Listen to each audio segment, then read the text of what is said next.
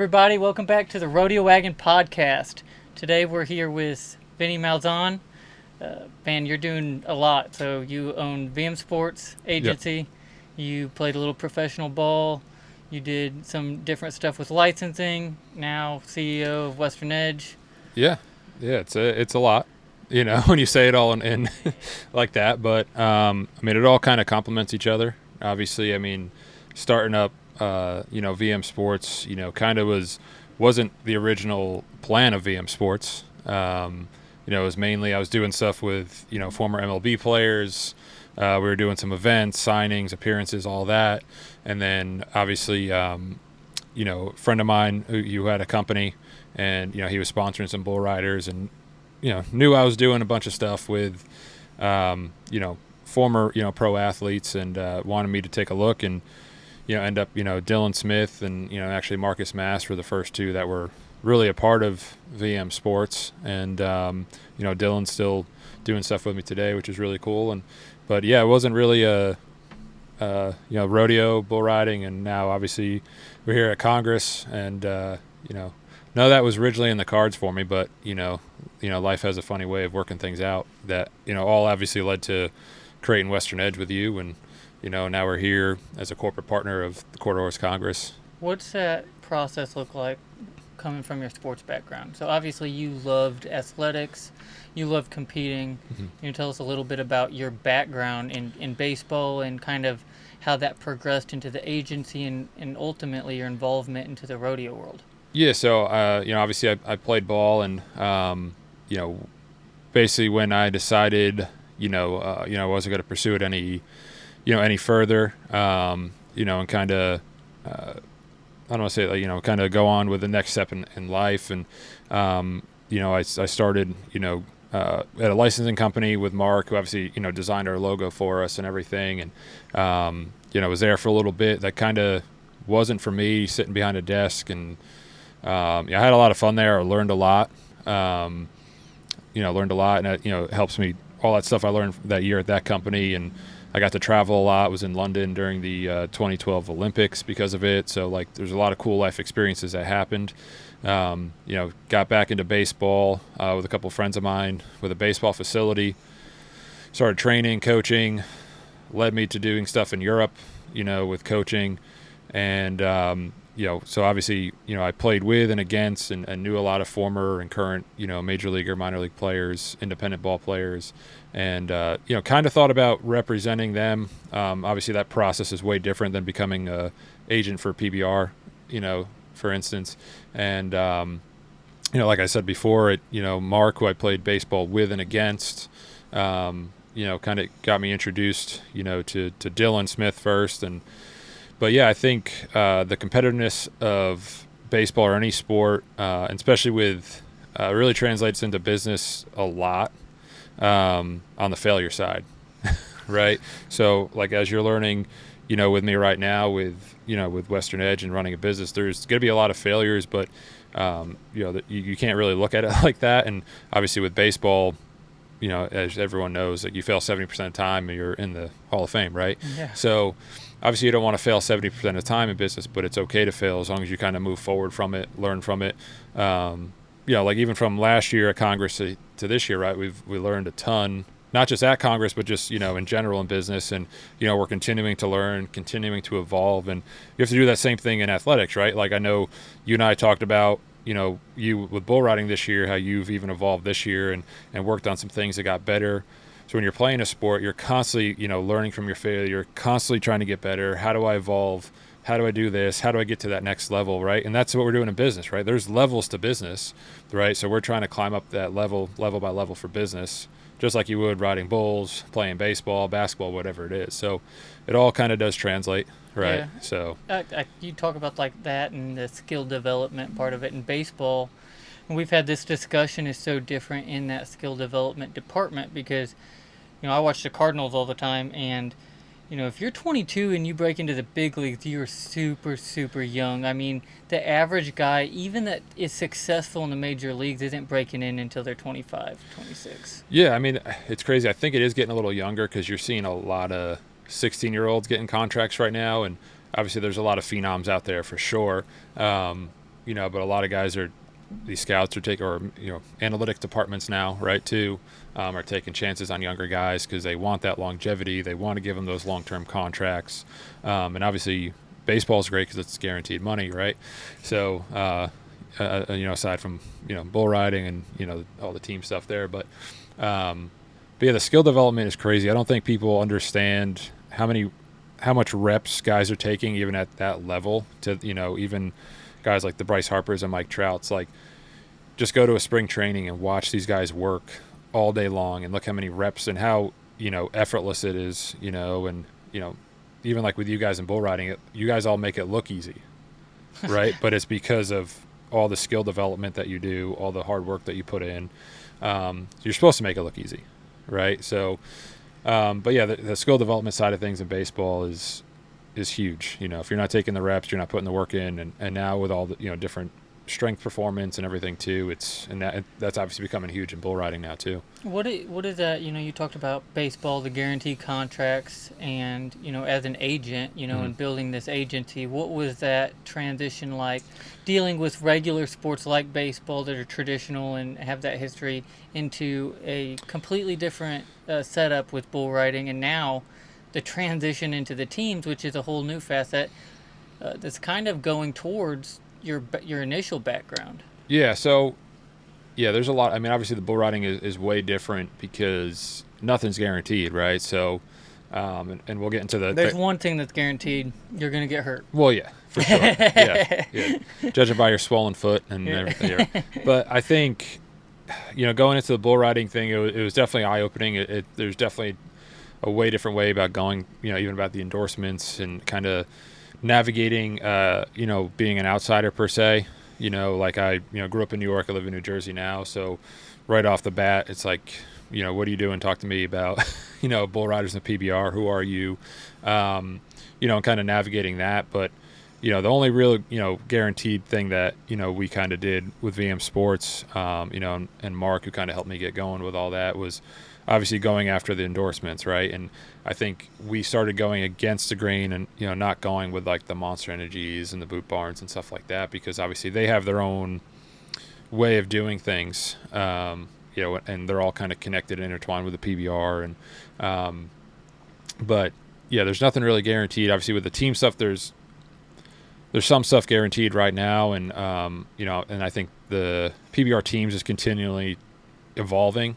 I think the concept is there. I think it's going to help. I think the one thing that's not talked about enough with the teams, it's definitely going to help the longevity of riders who are involved in it, right? But obviously, from if they're going to expand, and add the extra teams, and obviously and bring more guys in who should deserve those shots.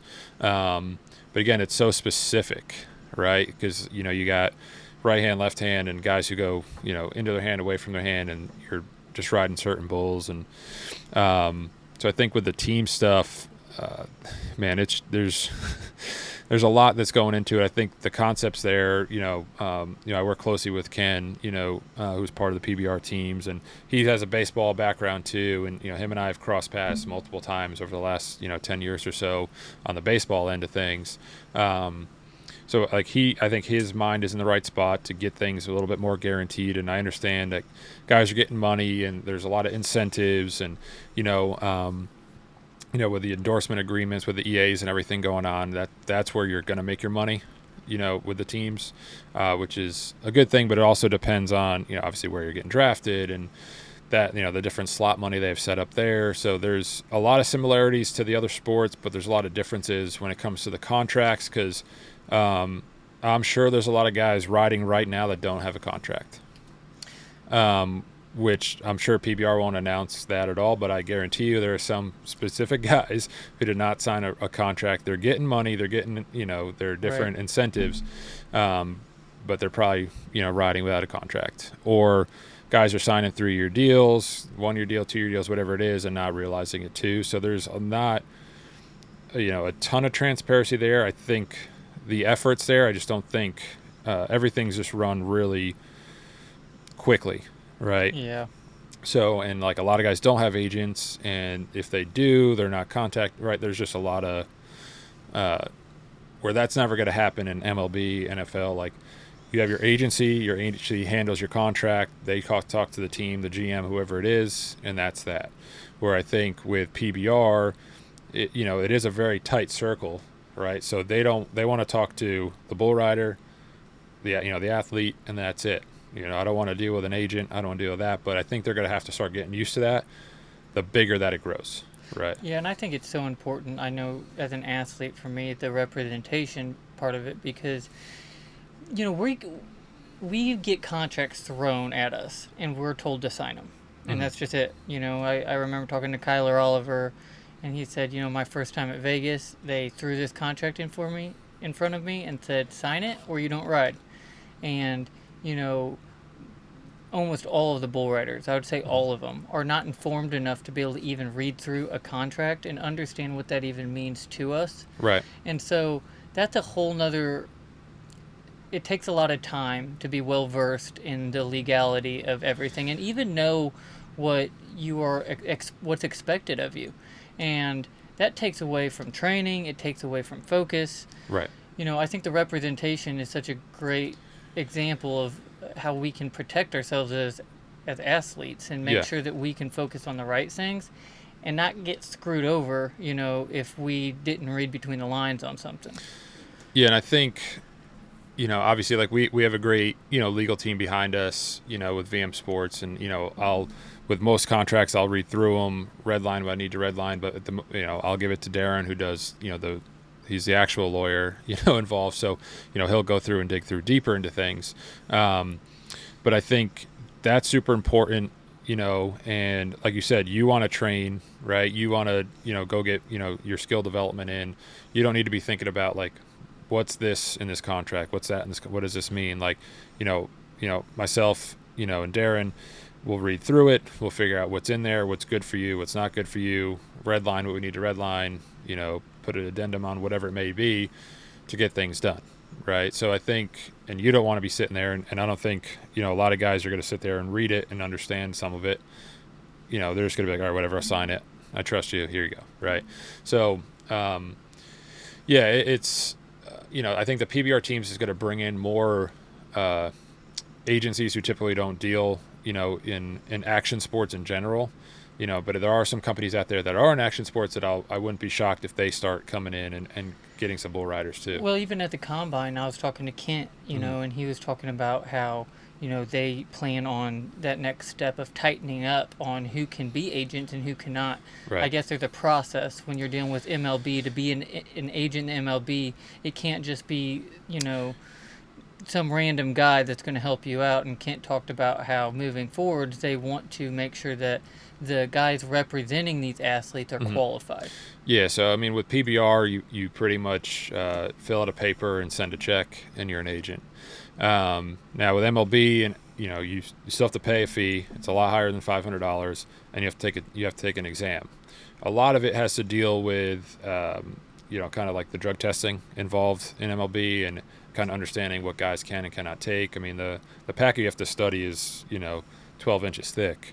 To read through it and take that exam to pass it to be in the MLB. Now, NFL, NBA are different. I don't know like too much about them, but I think you have to be a lawyer, right? So, MLB you don't, but obviously you have to have somebody on there that can, there's a lot of different other things that go on with arbitration. So you have to have a lawyer there for arbitration reasons. But yeah, I'd be very interested to see what they do with that.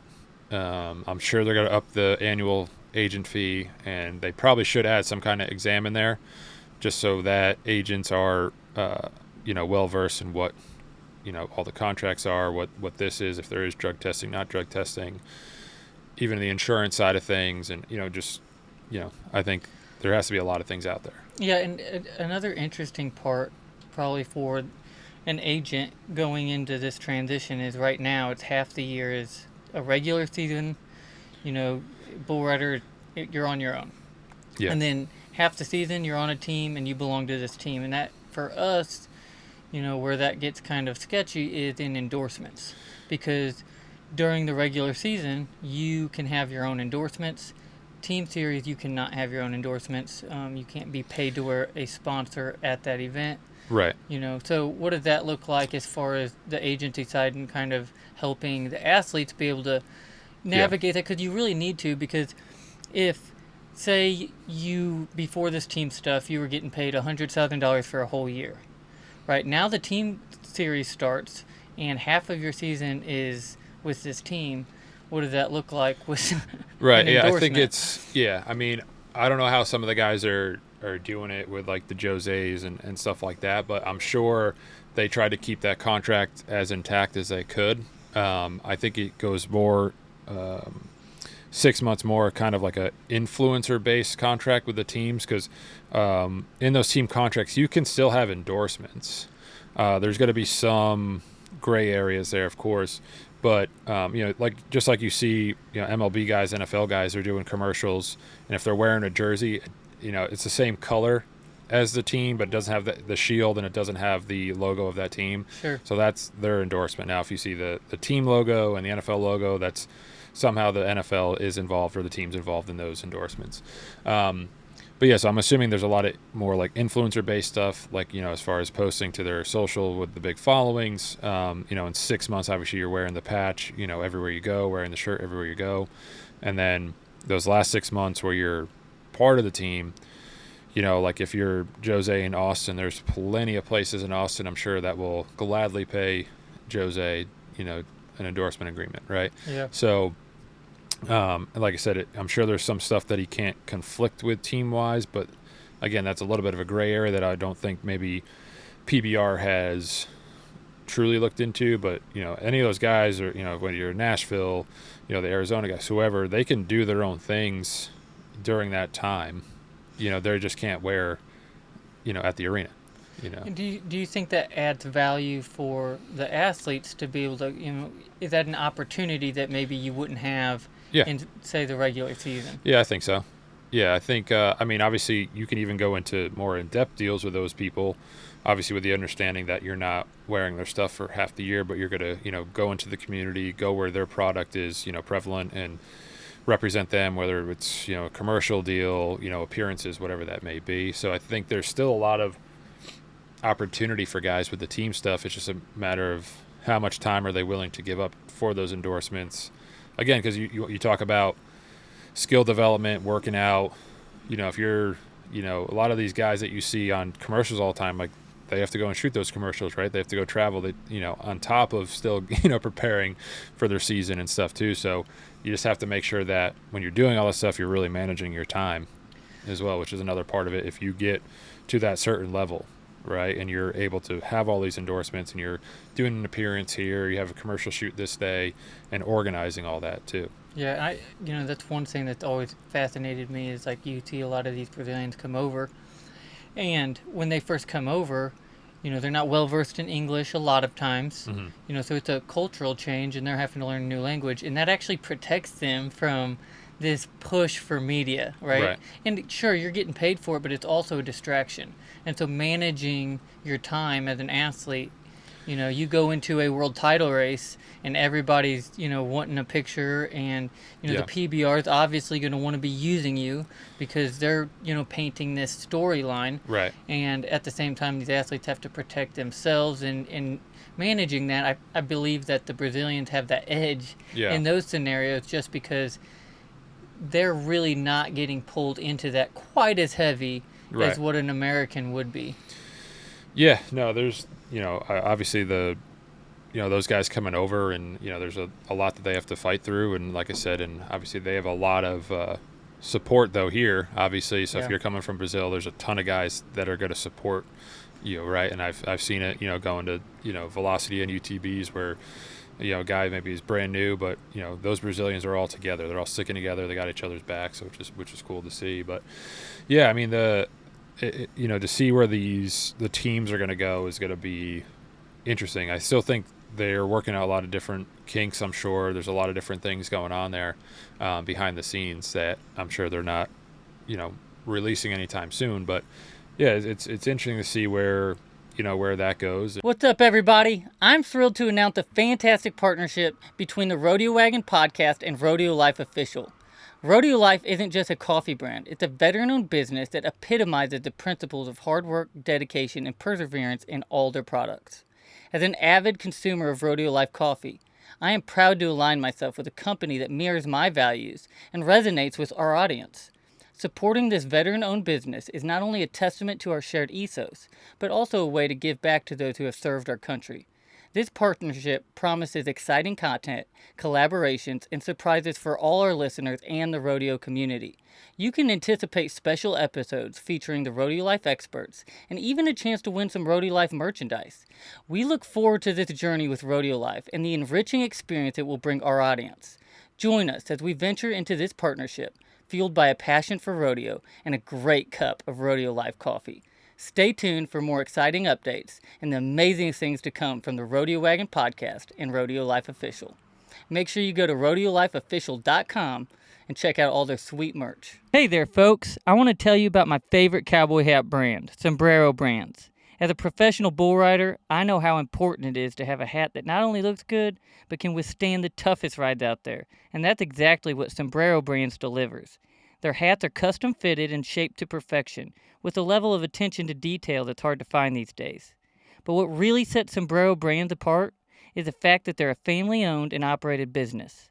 Mark and Kendall Holler, the owners, and their daughter Sarah, who's only 13 but already a hat-making prodigy, are all passionate about their craft. They know what it takes to make a cowboy hat that can stand up to anything the rodeo circuit can throw at it.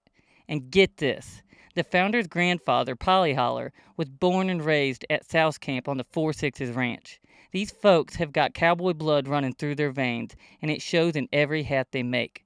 That's why I'm proud to have Sombrero Brands as a major sponsor for my podcast, the Rodeo Wagon Podcast.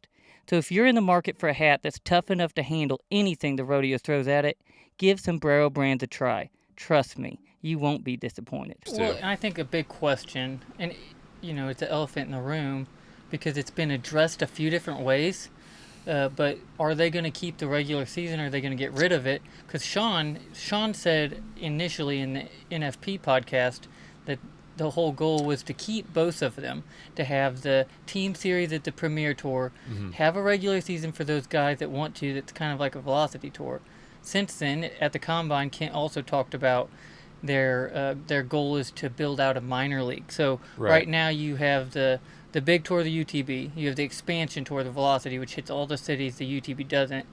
And talking about doing that with building out almost a minor league system where these cities like Memphis are going to have a minor league team.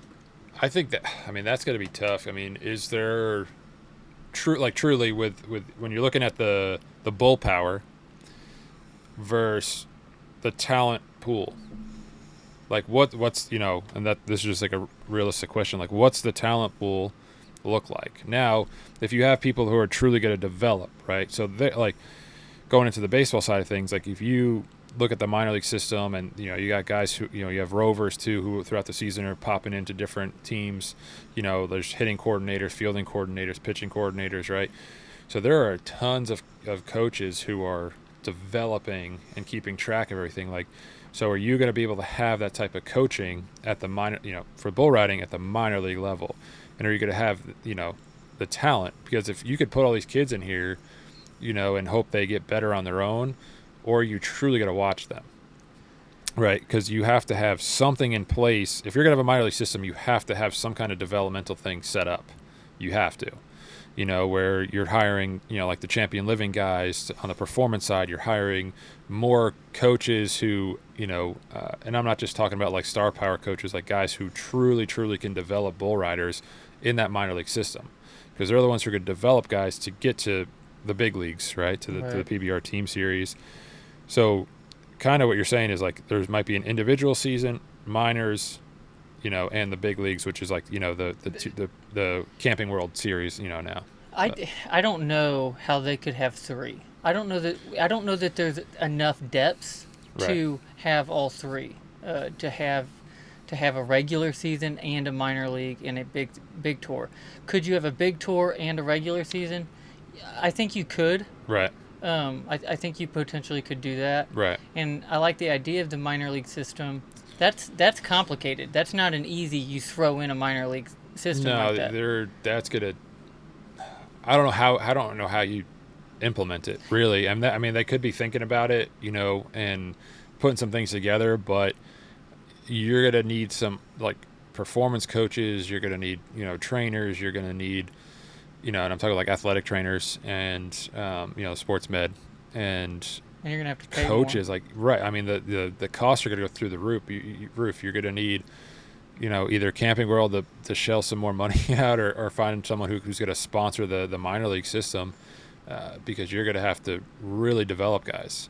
Um, and so we talk about this all the time though. Like if they're going to develop guys, Kyle, they're going to want the 16, 17. They're going to channel that youth too in the developmental system. So like, what does that look like for guys like yourself, Keith, Casey, like the whole group of guys, who have been doing this for a long time, and you're kind of in that no man's land right now. Yeah, 100%. Because even the velocity going into this team series, the velocity was not even looked at. Like if you Right. look at the guys that got drafted, the velocity, there was hardly anybody that actually competed in the velocity tour Right. that was drafted. So you have, this whole system within the PBR that you would think would be like a minor league system that was completely not even looked at, just Yeah. overlooked. I mean, great example is Grayson Cole. He's young. He's, in the top 10 in the velocity. He just now got on his first event, and the fact that he didn't get drafted is mind-boggling. Like, Right. I don't know what the scouting looks like, and I think that's a big deal because in these Yeah. other sports, it's the scouting system is Well, very I don't think deep. there's any true scouts, right? So I mean, like again with baseball, you have like scouts, you have like video guys, and you have advanced scouts too, right? And then you have guys who are in the in the front office who are just looking at analytics of the minor league guys too, right? And every team has their own way of doing things, and a lot of the advanced scouts are kind of getting shoot off to the side, fired, and so I don't know how many teams actually have those advanced scouts, but those are guys who've been around forever in baseball and see everything, right? So how do you end up developing guys like that in bull riding who can be at every event that they possibly can be, traveling around the states? You have to pay them, right? So you have to pay them to travel around, scout guys. Now, it's not going to be as easy as like the Crimbers of the world, right? Like you know what I mean? Yeah, So like right. you're going to have to go out and actually find guys who you are going to really, develop, like a Wasey who's on the app. Yeah, yeah, yeah. You know what I mean? He's going to be really good, right? I'm sure guys are seeing it, but again, he could have been discovered, 2 years ago if there was like advanced scouting and Sure.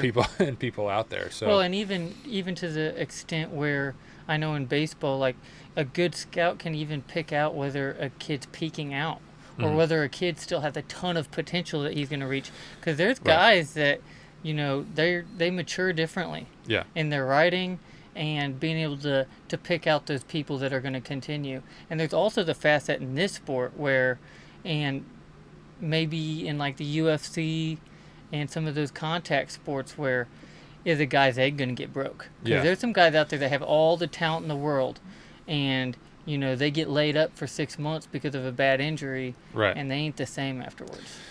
Yeah. I mean, you can speak to all the injuries, right? So, I've only had a couple, but yeah, I think injury. I mean, with bull riding, it could happen anytime, right? Anytime you strap in, could be your last time, right? So, and you guys all know that risk. There's no other sport, that can really say that,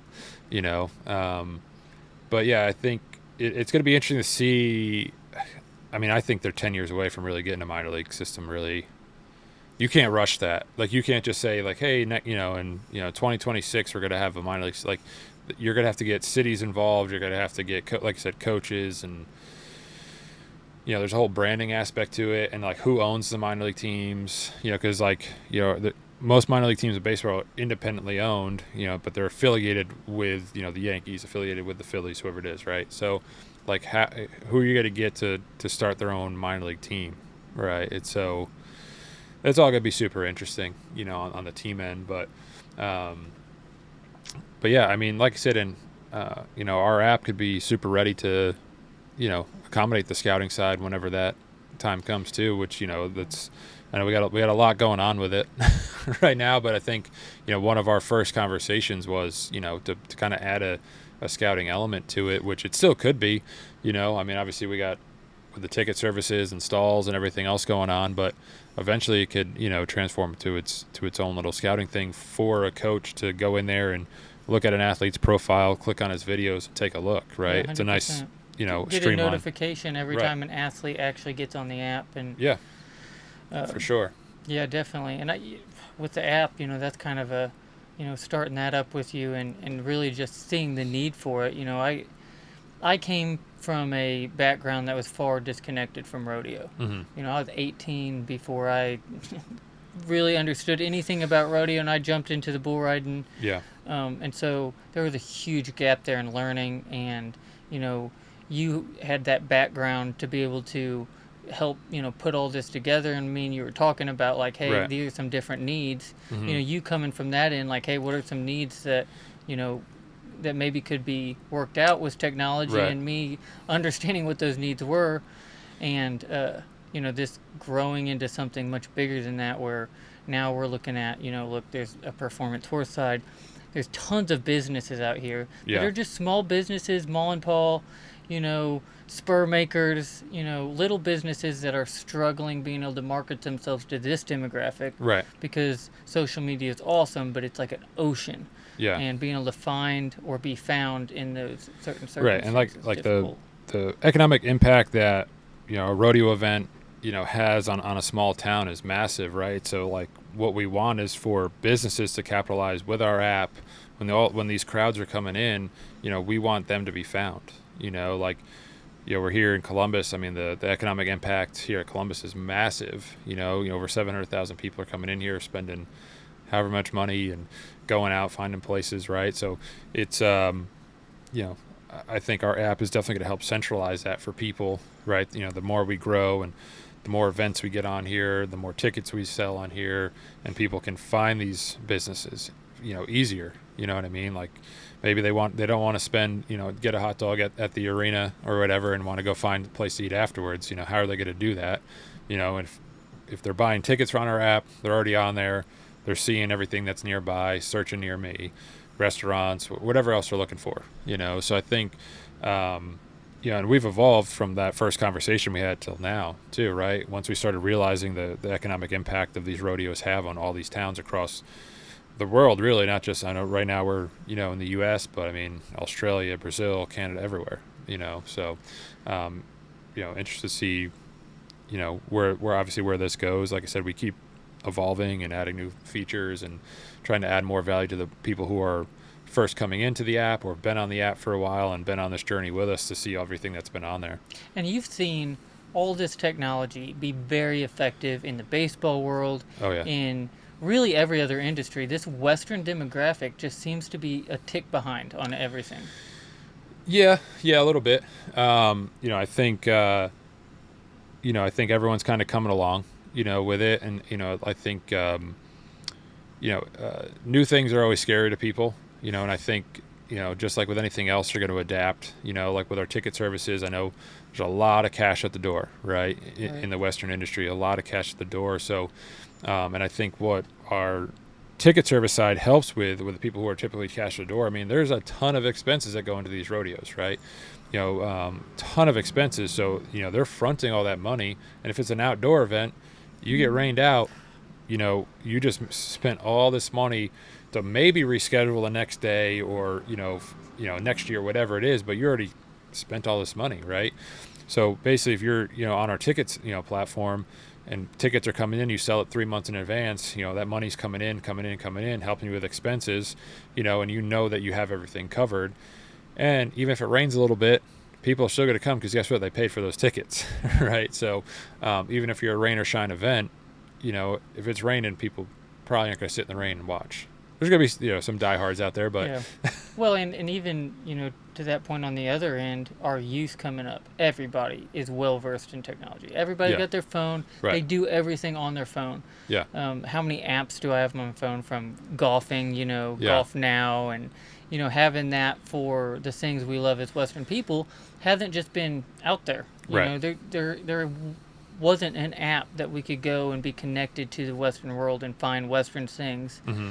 And for those of us who actually, live and breathe, this Western lifestyle, having one place to be able to actually do that is very convenient instead of, if you're traveling and, you're not going to be back home for 4 weeks and maybe you need a cult, you need to get it started. Right. A buddy of mine talked about how he did that, a few years back, and he sent his cult to this guy that somebody told him about, and he came back and he just wanted him started under the saddle.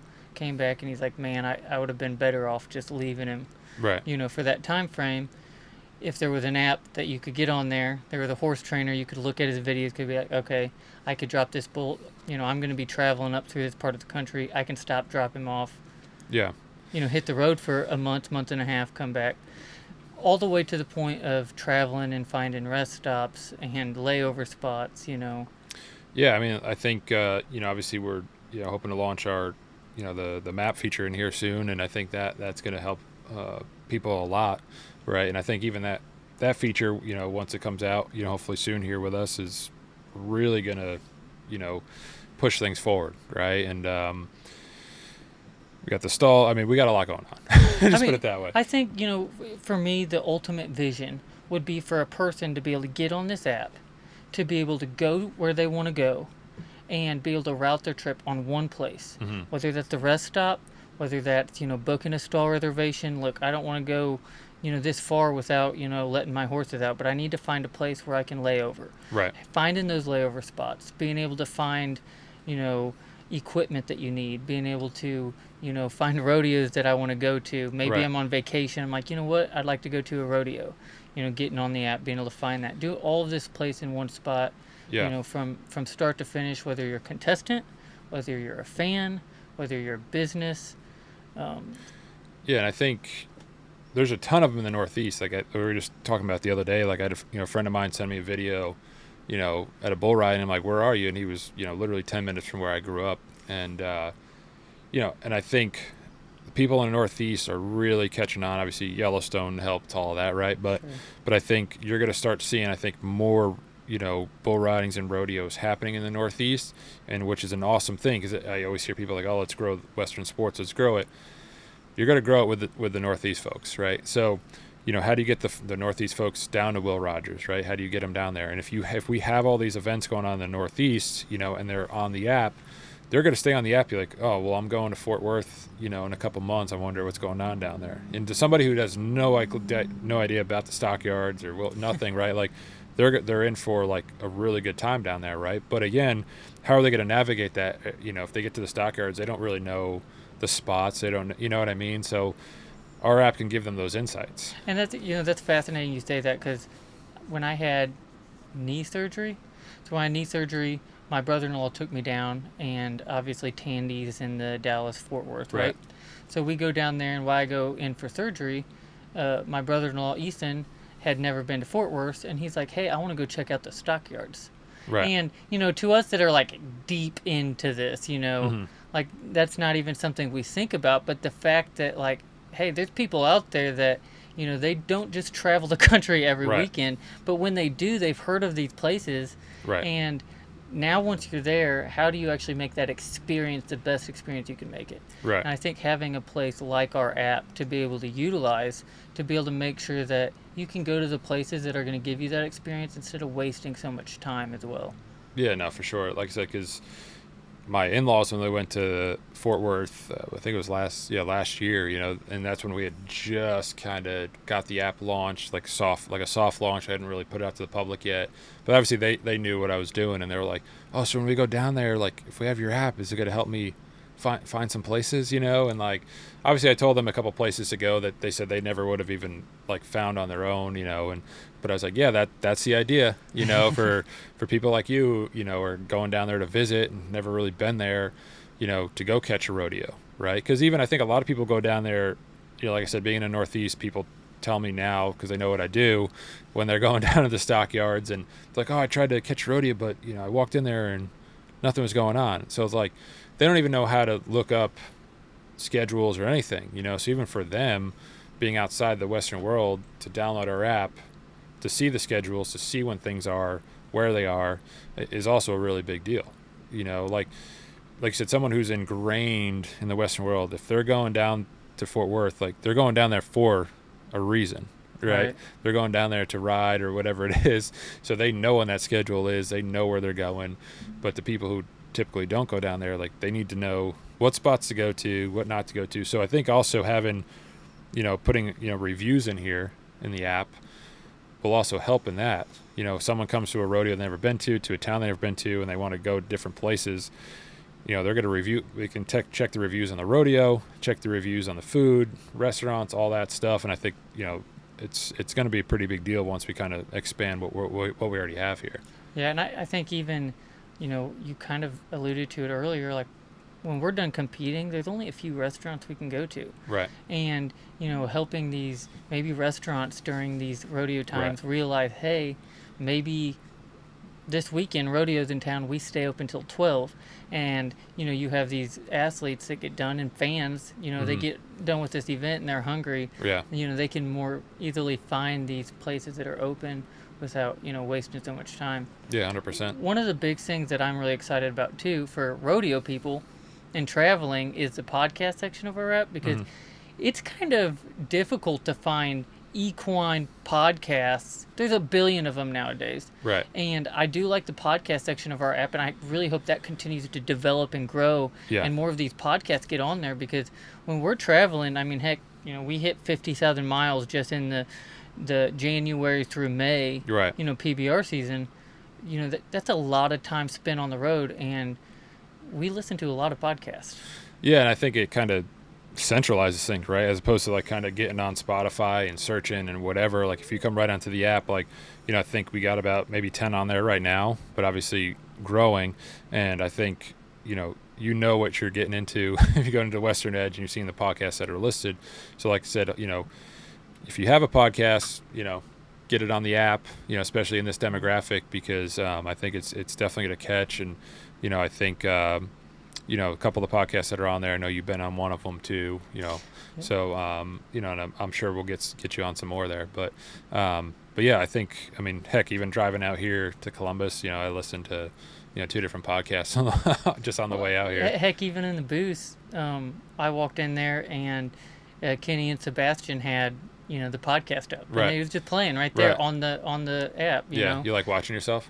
Yeah, I it's one thing I do not like doing. I listen to my podcast because I'm self-critical and I need to do that. Right. But I hate listening to myself. Yeah, I probably won't watch myself on this. Yeah, it's just let me know how it goes. It's cringeworthy, but yeah, I don't. Yeah, it's like it's funny hearing your own voice.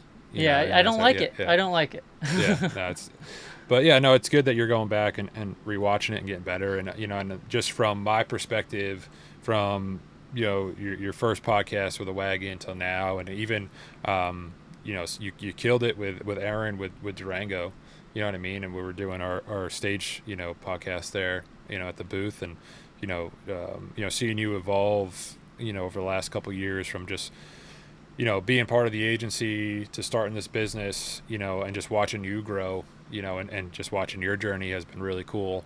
I don't think we don't really have a chance to like sit down and like talk about like that, you know what I mean? Yeah. So because where it's like there's always a fire to put out when it comes to business, right? And there's a lot of sacrifice and stress and this and that and the other thing, and so.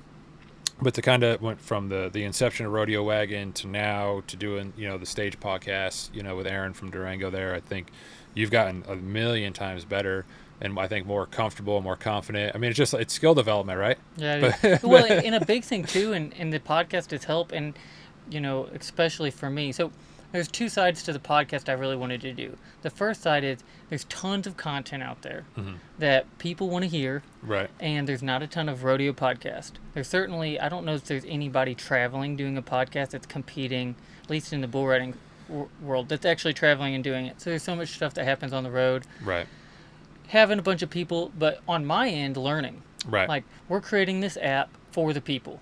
Yeah. We're creating to help connect Western people with Western things and make things more centralized.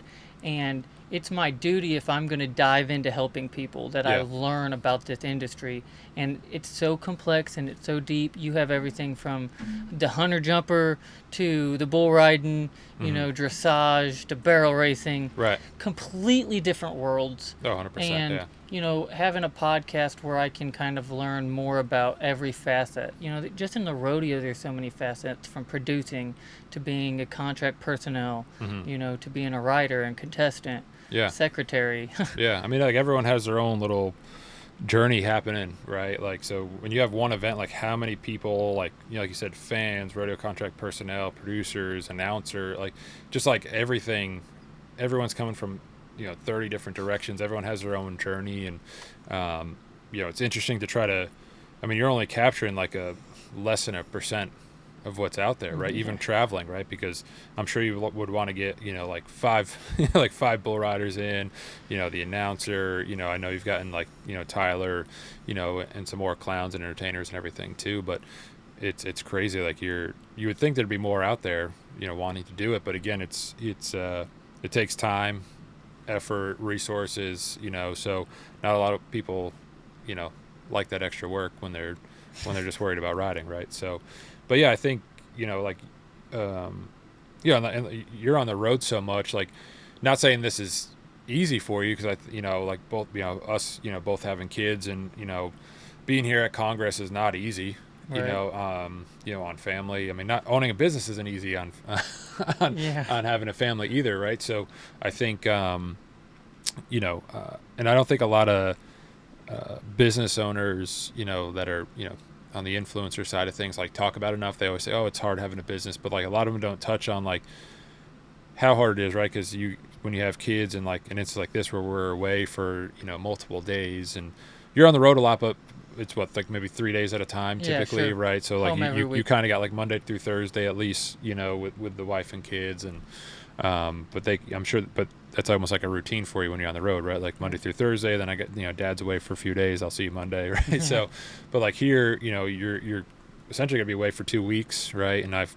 been back and forth here from Columbus, and I'll go back Saturday, and I'll come back out here in a couple of weeks. But it's tough. It's tough being away from the kids, and and running a business, and it's, and I got the agency too. You got, you got the bull riding stuff, and so it's tough, running in 10 different directions. And I think that time management, Yeah. and discipline, and again, I think that's one side where the athletic background, mm-hmm. the discipline, part of it, that's a real Right. thing, especially, in high school and all of that, I was in the team sports, I wasn't in rodeo. Right. And obviously you came from that background. That's even maybe more discipline, because bull riding up until now with the team stuff, mm-hmm. you're on your own. You do what you want. You Right. set your schedule. The discipline's there as far as going hard, but Right. when you come from that team aspect, it's a whole different deal. Yeah. We talked about, like, a lot of these teams. You have curfews. Yeah. No. Yeah. I don't know how many bull riders are gonna stand by curfews, but yeah. You have curfews in the NFL, MLB, stuff like that. I think that discipline and the time management really becomes important, and making sure, like, hey, this is family time. I'm going to mm-hmm. take my technology, put it away. I'm going to spend time with my kids. Mm-hmm. This is a time I need to be very effective. And that's a process, learning how to become more effective with the time that you have. Yeah. Well, yeah. And I'm still learning how to do that, so it's, again, it's not easy, right? Like, we can have a plan, right? And then, school calls, and your kid's sick, and you got to pick them up, Yeah. and, and like, you got to cancel some meetings and move meetings another day. And so, like, but that's just life, right? And, and I'm sure you wouldn't have it any other way. I wouldn't have it any other way. Right. But I love being here, love spending time with you, but I definitely want to get back to the wife and kids. 100%. That's the biggest thing. Like, that, now it's been a week. Yeah. So I've been gone a week. Right. And like, it really, and then you're sitting there and you are seeing these kids running around and everything. Right. And it's just like, Right. Yeah. Yeah. It's that 7 o'clock where the kids are getting ready to go to bed, and generally my boy's sitting on my lap. Right. We're having a good time. Right. And now it's like, I got to get off the phone with him right when that happens. And, for sure. But it's all good. I'm really excited about where we're going with Western Edge. I really believe that this is going to do so much good for so many people. Yeah. And, I think it's going to save a lot of time for a lot of people. And we talk about the family time and managing time. Mm-hmm. I believe what we're creating is going to free up so much time that people can use to actually, spend time with their family or, Right. engage in skill development or whatever they want to do. Yeah. So I'm really excited about that, and a lot that we're developing. If Yeah. you're on the app already, we're doing a lot of cool things. We've got a lot of stuff that we're talking about doing, that's in the process of doing, and stuff down the road that's gonna, I believe, revolutionize the way this demographic really connects with one another. Yeah, for sure. I, Yeah. you see Yellowstone, what they did in the arts, and it's a big deal. Yeah. I really believe we can be a practical side to that and help not only the people in this demographic, but the people outside that are like, hey, I really like what I see and I'd like to be a part of it. Yeah, for sure. So it's been awesome having you on here. I've been Yeah, wanting for to do sure. it for a minute, and Yeah. we've been, Finally made in the wagon. yeah, And I'm not a giant. It's just it's made for bull Yeah. riders. So. yeah. This is a bull riding rig, Yeah. or anybody that's under 6'4". Yeah. Yeah. But yeah, I've been, we talk all the time, but Right. I'm in Missouri, you're in New Jersey, and Yeah. it's not just, Right. even meeting halfways all the way across the country. Yeah. So. Yeah, well, hopefully we're going to be doing some more stuff like this. Not just here with Congress, which has been great, but more cool things to come. Yeah. A lot of exciting announcements I think happening over the next couple weeks here. And with a couple of new features and potential new partnerships and everything that we got brewing. So a lot of exciting stuff. Yeah. What's your tags on social media, like VM Sports and? Yeah, well, yeah. So it's the VM Sports is at _VM Sports, and my personal is all at Vin Maz. So Vin MAZ 33 on everything. Heck yeah. And you guys know Western Edge app. That's on Facebook, Instagram, TikTok, all of them. Everywhere. Really want to thank, our partners, Cosmic Cowboys. They produce all of these, do a great job. Make sure you check out what we're doing at the booth. It's on YouTube. Go to the Western Edge YouTube page. We're doing a lot of cool stuff. We just did one with Durango. We're going to be doing more with Sombrero brands. Yeah. There's a lot of different companies that we're going to be having on here pretty soon. Yep. So make sure you stay tuned to that. Rodeo Life, really cool veteran-owned business. This is the best coffee that you will drink. I'm a coffee addict. I drink a lot of coffee. Anybody that has ever traveled with me, I drink tons of coffee. Yeah. When you're traveling as much as we're traveling, it's either nicotine or coffee, and I'm not a nicotine guy, so I choose caffeine. This coffee is good. The whole bean. This one's probably my favorite, Black Horseshoe. Good coffee. Check them out. And also Sombrero brands. Really good hats. We're going to be doing a podcast with Mark from Sombrero Brands, and we're going to be having them on the Western Edge YouTube page with our booth. Really cool story. This is a company that you can get behind. What I love about the hat companies is they're not these competitors that are at each other's throat. They support each other. Mark has a really good relationship with American. Yeah. Obviously his background with the 4.6s and kind of coming out of that cowboy, Right. true cowboy, Texas guy, and seeing that whole process of Sombrero brands grow Yeah. is kind of cool. We'll see what stories you get out of Mark. Yeah. Oh, I'm sure he has some, but Right. we may talk about business. Yeah. His daughter, she's going to be something. Yeah. Well, you got to have Sarah on here too, right? Yeah, So, Sarah's going to be on here too. Yeah, so. Good stuff. Heck yeah. Thanks for tuning in, guys. I hope you enjoyed it. We're going to be pushing out some more of them. Stay tuned. See you later, guys.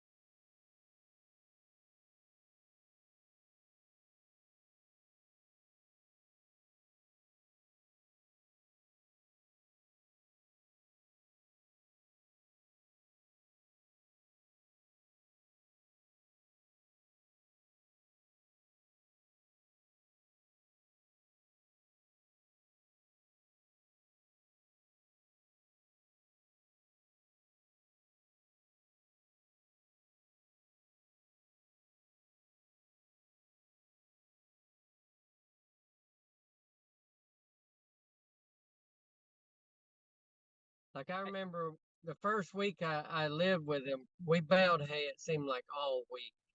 And he looked at his son TJ Dodd. He looked at him and he said, "You think he's worked hard enough to get on a few